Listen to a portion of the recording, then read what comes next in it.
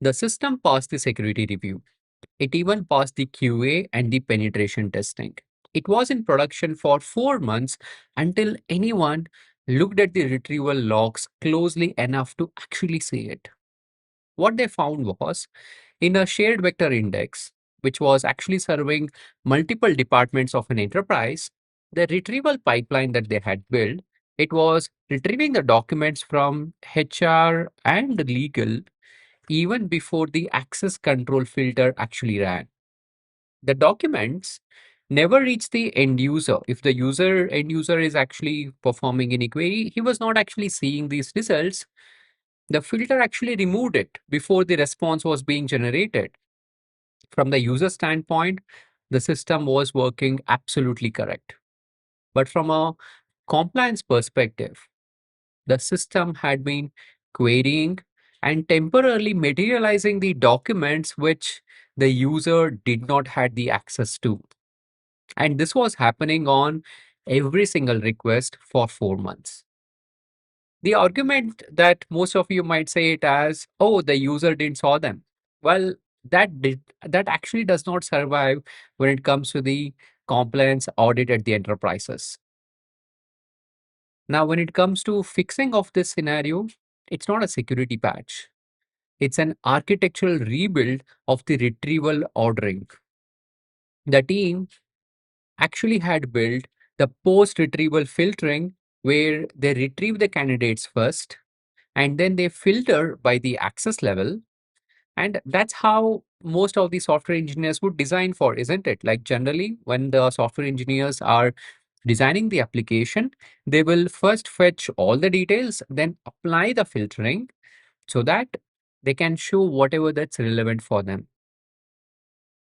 Retrieve first and then decide what to show next. But in the vector search system, the ordering is wrong. And the wrongness is not just the security issue, it's a recall problem. It would be a performance problem. It would even be an audit liability in a simultaneous manner. So, guys, before we get into the mechanics, I want to set the framing right so that you understand what is this is all about. See, when we talk about production RAG, it's basically the access control plus data isolation plus retrieval. So we first have to apply the access control, then data isolation, then only we go ahead with the retrieval.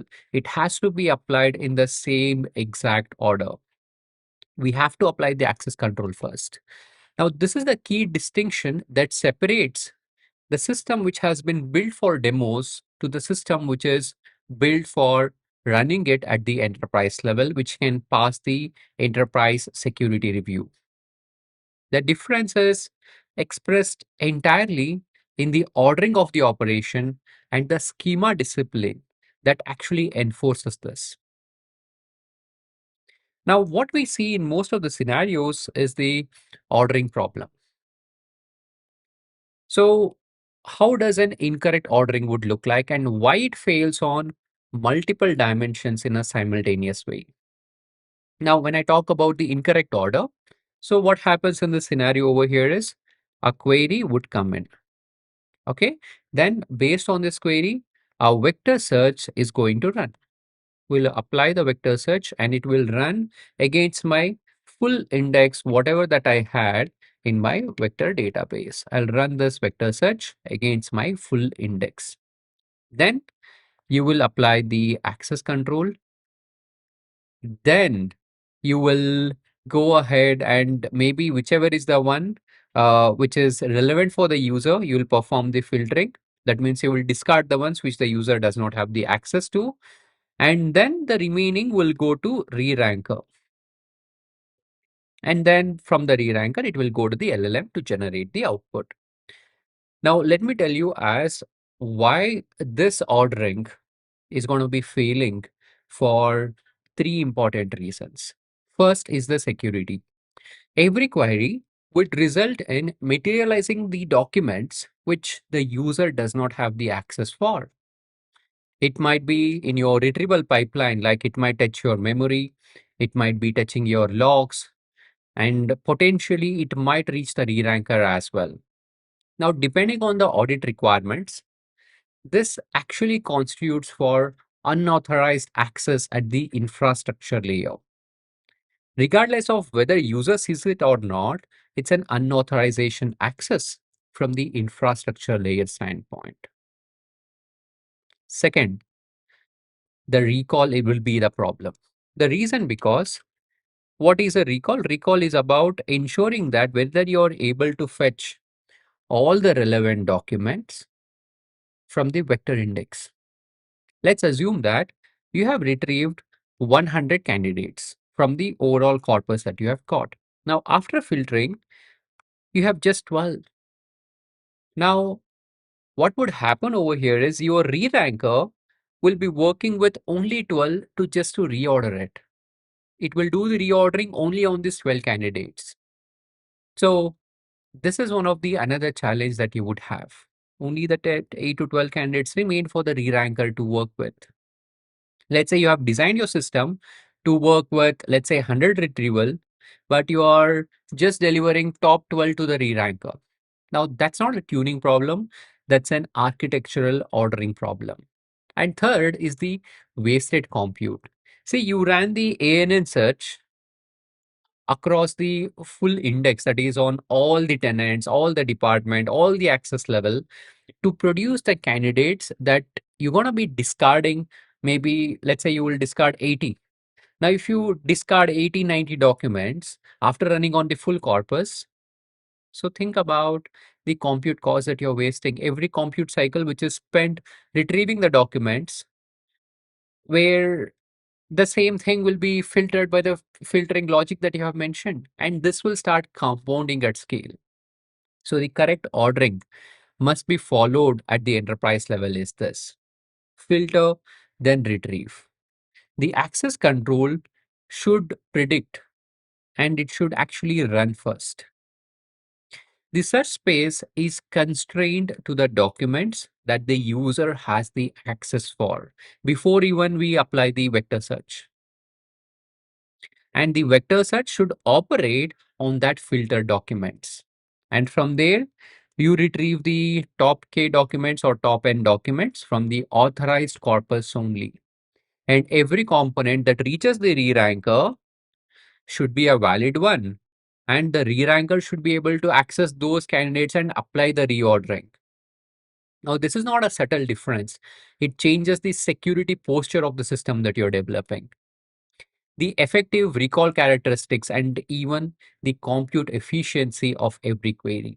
That's an impact that you would have when you implement this post retrieval filtering. And for you to ensure that this gets implemented, you need to start using the schema that is production ready, not a demo system. The reason that most teams build this post retrieval filtering is not because of carelessness, it's because their schema does not support the pre-filtering in an efficient way. They will use a default indexing strategy that is provided by LangChain or similar framework. Now, obviously, that built-in frameworks is not supported for the production level access. You can only filter it after the search is done if you're using the default settings from the frameworks such as LangChain, LangGraph, or similar frameworks.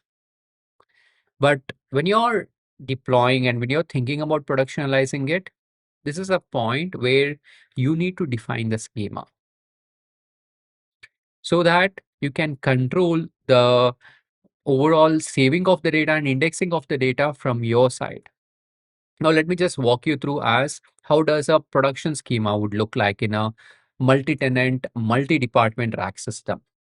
See, every document in your index should carry at least the tenant ID, department, access level, document type, ingested at, and the embedding. This is not the optional setting, this is the required setting. So even whenever we are helping the learners in understanding in detail in our bootcamp, we ensure that every learner defines the rack database using this schema itself. And if you take a look into the schema as how it is implemented, here, the tenant ID, it's required. Department required, access level required. Document type, generally we recommend it because that would ensure that you can understand what type of document is the source. Ingested at, this will help you in checking the staleness, memory staleness, and also the embedding, which is basically the vector embedding that you will be saving. Okay. Now, once you have built a schema like this, then you can actually run the where clause. The where clause over here, this is going to run before you apply the order by. So that means the access control is the one that will predicate and it will constrain the search space that you have got. Then the similarity search that would happen over here, this similarity search will operate within this constrained space that you have got. And this limit will apply only to this already filtered results. So that is the advantage that you have when you follow this production schema setup for your RAG database. Now that's the ordering that is expected in your production, which will change the security posture of your implementation. So this is one of the key reasons that we say that as schema is the enforcement infrastructure. It's not the metadata. If your schema does not have these columns which are indexed, your access control doesn't work correctly, even if your query looks correct. Okay. Now, what are the failure modes that you would be having? Well, I'll say two concrete scenarios from production. Failure one is shared index with implicit tenant isolation. So let's say you have a team that builds a shared vector index for cost reasons. So one is HSNW index, which is serving maybe 8 enterprise team. Okay, this might happen as well depending on the type of company that you're working. Maybe for 8 enterprise tenants, you are building the shared vector index. Now, here in the scenario, you would rely on the tenant ID metadata feed for the isolation. The access control logic would live in your application layer. That means if you have an application, if the user is trying to access it, like the access control would live in that application layer that is in the front end. And this will, maybe it will leave, it can be present if you have not implemented the schema, then you might be applying this access control after the retrieval. The application checks the tenant ID and discards the result from the other tenants. Can you see the challenge over here? You're actually mixing the data from multiple tenants or multiple enterprises. Now, let's say when you're doing the testing, if you have got 8 tenants and let's say you have some kind of balanced corpus sizes, this would work. But in the production, if one tenant is having thousands of document compared to let's say hundreds of document in another tenant, then the tenant which has got the lower documents, their results might not pop up in the retrieval and your entire RAG application can fail. Now, the other scenarios that I can describe is, let's say if you are working in the financial service department and you have some access levels in the documents, access level 1 to 4, and for a specific batch of records, if the access documents or access level for those documents are invalid, then in such scenario, LLM doesn't hallucinate visibly, but it works with real documents that happen to exclude the right ones. Now, these are the challenges or the scenarios that you might come across if you don't implement the ordering in the right manner. So, guys, when we talk about RAG in production, it requires this pre-filtering to be applied first than the post-filtering.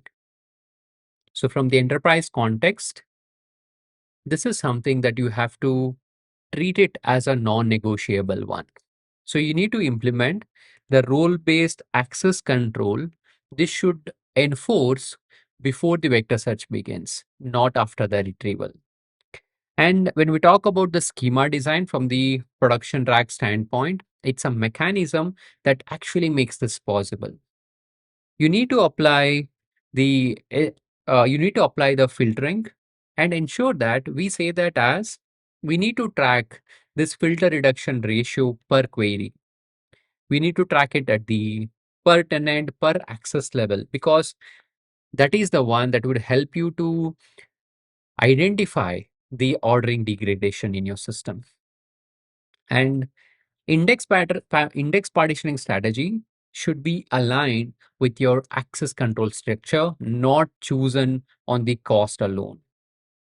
So when it comes to the indexing, we always see that, okay, well, I've seen teams directly implementing the indexing strategies on the vector database to save the cost, to make the query faster, but it should be applied by alignment with the access control structure. And this access level validation should run on schedule so that it can document the drift, it can look for the policy change, and even we can also validate the correctness in the system. So the system that survive the enterprise deployment are the ones who build on this philosophy. All right, guys. So I hope this gave you an insight about how you need to think about schema design, especially when you're building the RAG at the enterprise level. So with this, we come to the end of this video. If you're preparing for experienced Agentic AI interviews, so I've created a perfect playbook for you to prepare yourself in a right way. If you're also exploring the bootcamp, and if you're not sure about how to build all these things in a production, do check out the bootcamp as well. So I look forward to seeing you next time, and subscribe to our channel if you're new to us.